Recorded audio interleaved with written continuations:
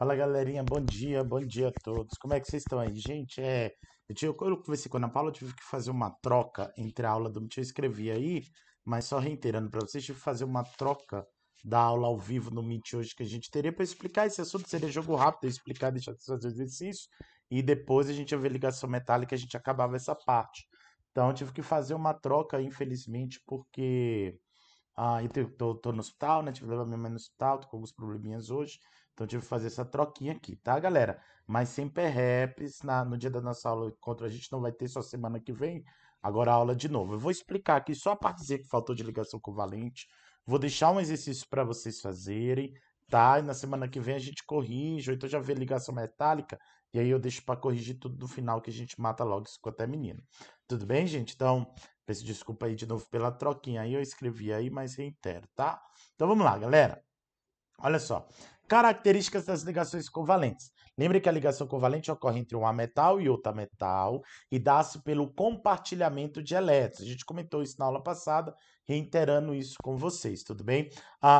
Qual a característica desses compostos, gente? Ó, geralmente são líquidos ou gasosos à temperatura ambiente, isso indica que eles têm baixas temperaturas ou pontos de fusão e pontos de ebulição, ou temperaturas de fusão e temperatura de ebulição, devido a essa característica. Os compostos iônicos, a interação eletrostática, ela é mais forte, tudo bem? Claro que não depende só disso, tem outros fatores que determinam a dureza de um material, as características dele não são só as ligações químicas e o tipo de ligação, como se fosse a ligação química como se fosse o grosso, mas os outros fatores que contribuem e formam a molécula também dão resistência para ela ou mudam as características, dependendo de como estão. Mas só para a gente está fazendo um geral aqui de comparativos das ligações, tudo bem?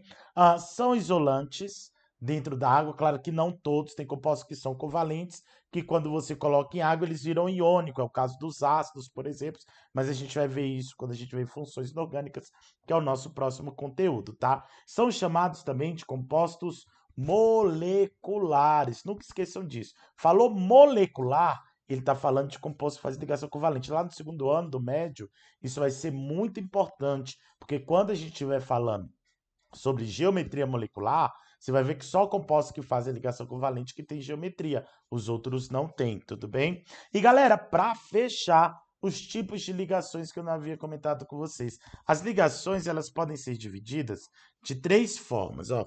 Pode ser uma ligação, deixa eu pegar uma outra cor aqui, uma ligação entre o átomo A e o outro átomo A, tá vendo? Ó? Então isso é chamado de uma ligação simples. Quando tem duas ligações, isso é uma ligação dupla. Quando tem três ligações, não precisa ser o mesmo átomo, pode ser átomos diferentes, tá? Quando há três ligações entre esses átomos, eu tenho uma ligação tripla. Então ela pode ser simples, duplas ou tripla, tudo bem, galera? Então não tem nada de muito complexo aí com a parte de ligação covalente. Para vocês verem até aqui. E a última que a gente vai ver, deixa eu só pegar aqui, ó, para fechar aqui, ó, a ligação. É uma ligação covalente, tá? Ligação coordenada. Isso é um R que ficou horrível. Ordenada. De nada. Nada. Dativa. Ou ligação covalente dativa. Ligação coordenada é a mesma coisa que ligação covalente, tá? Quero que vocês observem essa molécula aqui, ó. O ozônio. O ozônio é o O3. Então vamos lá, ó.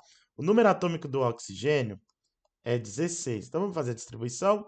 Ó, 1s2, 2s2, 2p4. Tudo bem? 16? Não, desculpa, 8, né? Tô confundindo com a massa molar. Porque eu tava gravando uma aulinha pro primeiro ano agora e confundi. Desculpa, gente. Então, ó, o número atômico do oxigênio é 8, tá? Então, olha só. O oxigênio possui aí, galera, se vocês olharem, 6 elétrons na última camada, é uma metal ganha. Então, eu vou ligar um oxigênio no outro, vou ligar dois oxigênios, tudo bem? Então, ó, vai ficar assim, ó. Um O, outro O aqui. Deixa eu colocar os elétrons agora, ó. 1, 2, 3, 4, 5, 6. 2, 3, 4, 5, 6. A gente viu na aula passada, eu vou até não me delongar muito aqui, que eles vão compartilhar, tudo bem? Então, ó, compartilhou aqui, ó, uma vez, os dois oxigênios têm 7 elétrons, ó. 1, 2, 3, 4, 5, 6, 7. Compartilhou de novo, duas ligações. Então, olha só, presta atenção. Eu tenho isso aqui, vê se você concorda comigo, ó. Opa, volta, volta. Uma ligação dupla entre os oxigênios e os elétrons que sobraram. Por isso, gente, que é sempre importante colocar os pares de elétrons não ligantes. Vitão, e os dois do meio? Os dois do meio viraram os dois tracinhos, tudo bem? Que é a ligação entre os dois átomos. Só que, olha só, essa molécula aqui é o O2, é o gás oxigênio que a gente conhece normalmente, esse é o O2. Só que a questão não está perguntando do O2, ela está perguntando do O3. E aí, como ela está perguntando do O3, tem que ter um outro oxigênio ligado aqui. Então, eu vou pegar outro oxigênio aqui, ó. Beleza? Deixa eu botar os elétrons dele, tem 6. Então, ó, 2, 3, 4, 5, 6. Presta atenção. Esse átomo do meio, então presta atenção, como é que você vai reconhecer que você vai fazer uma ligação coordenada dativa? Presta atenção, ó. O átomo do meio, o átomo que vai se ligar ao outro átomo, ele tem que já estar estável. Se ele não já estiver estável, ele vai compartilhar elétrons normalmente. Só que nessa situação, ele tem que já estar estável. Então, olha só, esse átomo do meio já está estável, ele já tem 8 elétrons, ó. Se eu desenhar aqui em cima, deixa eu desenhar esse novo oxigênio aqui em cima para vocês verem, ó. Para a gente não perder cada detalhe. Então, ó, ele já tem 8 elétrons. Só um minutinho aqui.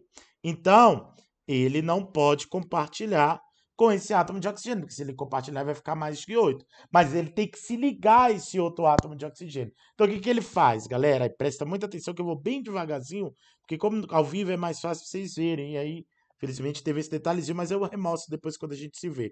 Olha para cá. O átomo de oxigênio que está no meio, o que ele faz?